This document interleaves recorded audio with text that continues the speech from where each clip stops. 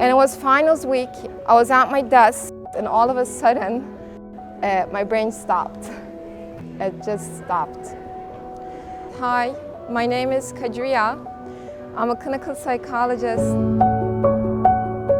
I'll be talking about art therapy today, but I'm going to be talking about it from a perspective of personal experience. It happened way back before I was even a clinical psychologist. It happened by actually accident. Sometimes we cannot express ourselves in words or even find consolation in a friend when we are feeling down. In the world of psychology, this is when art can help as a form of therapy.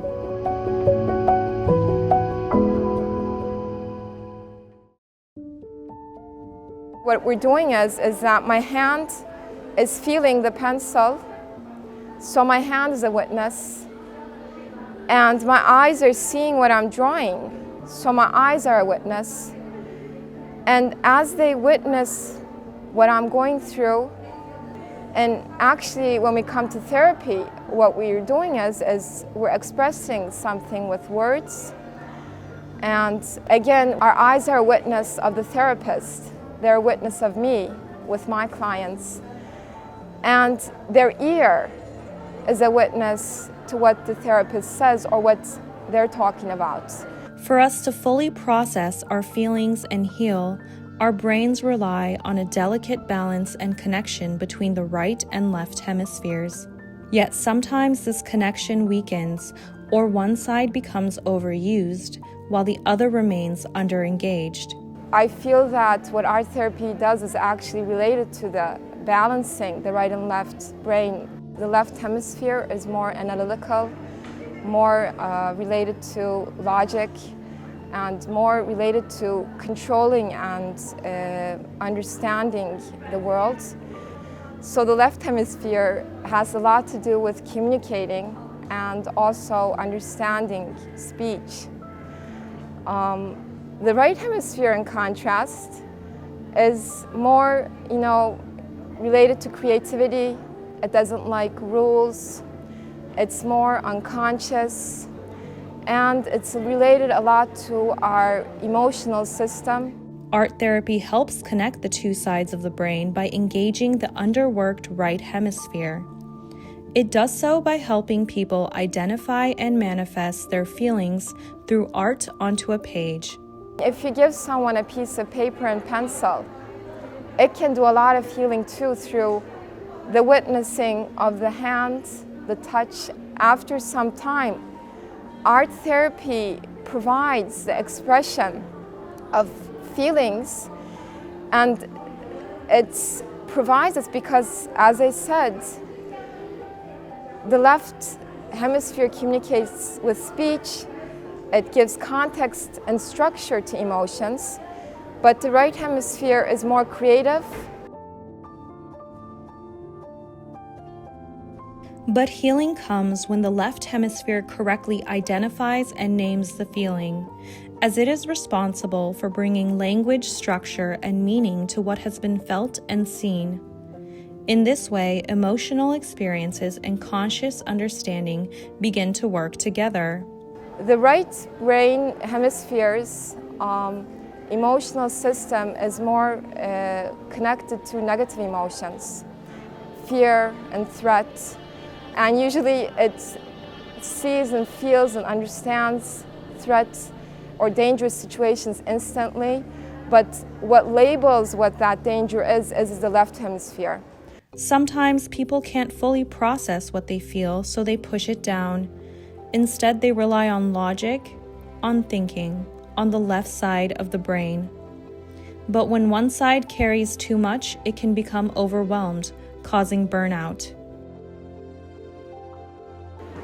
My life until I was 19 was built upon never being a weight on anybody, always being happy, showing happiness, and not showing a lot of emotion because I thought it was weakness.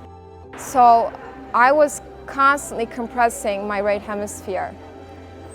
But as I said, if I had not allowed myself to feel that pain, and it was finals week, I was at my desk, and all of a sudden, my brain stopped.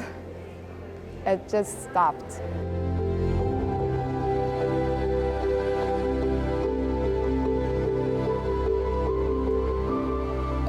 I just started scribbling and scribbling and scribbling and scribbling. And after I completed that drawing, all of a sudden, I had my left hemisphere back, and I started remembering again. So that was my discovery of what art can do to an individual. And later on, when I researched it, what happened is what I understand now as a clinical psychologist, is that I had caused my left hemisphere to burn out. A burnout like this is a culmination of the imbalance between the hemispheres when analytical processing dominates and emotional experience is left unprocessed. This is what happened in Kadriye's case, where she ended up healing through drawing. The first stage was a cathartic burst of feelings that she had long compressed.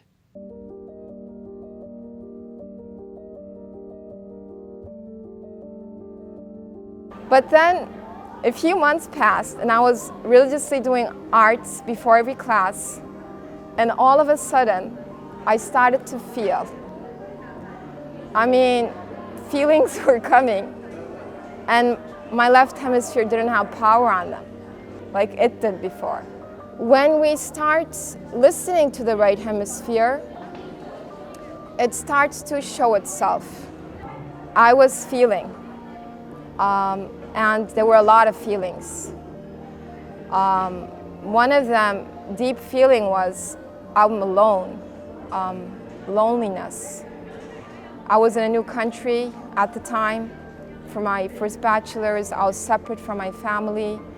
But I was feeling, and then one of my first drawings is that time where I felt like I was in a cage.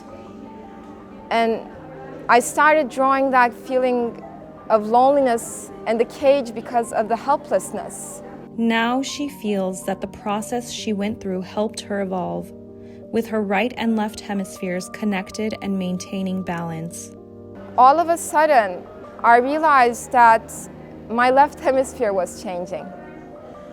My thought forms, my must thinking, and my nature spiritually too was changing. So over time, actually, the healing of the right hemisphere changed the left hemisphere. But only through art therapy did I realize the profound depth within me regarding how much actually our Creator is within us and within everything He created. But going through that phase was important for her self-discovery.